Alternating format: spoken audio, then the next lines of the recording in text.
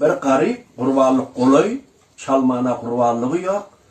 Doğanı var ya vermeye, bayı var ya vermeye, hanı var ya vermeye. Şunu qurbanlık erti bir unnik duhane mi çevirmeli oğullarının yanına utançlı olmayacak olup düze gitti ya. Düze gitti ya, düze git böyüşünü bir çoğun görüyor. Falani neymişle böyle düze böyle. Ya yanın soruş ya. Ay erti bir ürün qurbanlık diye mine diye oğullarının yanına utançlı olmayacak olup kaçık kaytın düze diye. Neyme onun qurbanlığım yok diye. Onu diyor hayır hamenkiden niye bir koyun niye gerçin aldı öt diye. Şunu bir gerçine at yani bir koyun bilen geliyor ha yolu kaltamarla çıkıyor evinden. Kaltamarla çıkıyor. Yani çobanın veren kaltında alacağı bir deyip hevre narahat buluyor yani evinden kaltamarla başlık çıkıyor.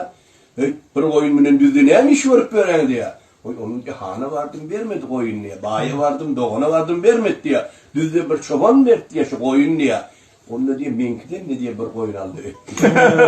Tapına bir tapmadığı ikliyalar şey. Oğlum şunlar delili şahirenin yanına geliyor.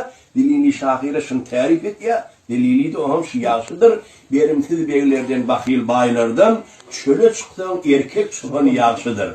Olugin, gevnidar çıkımsız hanım işin düşte mert kaltamın yaşıdır deyip şunu koşuyor. Halini görüyorlar. Var yürü. Ay taraman geliyor. Hava. Yok taraman geliyor.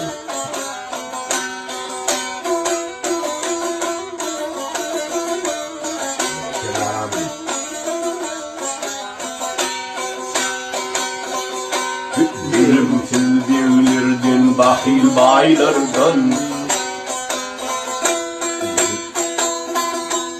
Bilimsiz devlerden, bakil baylardan şöyle çıksın erkek çoban yaşıdır.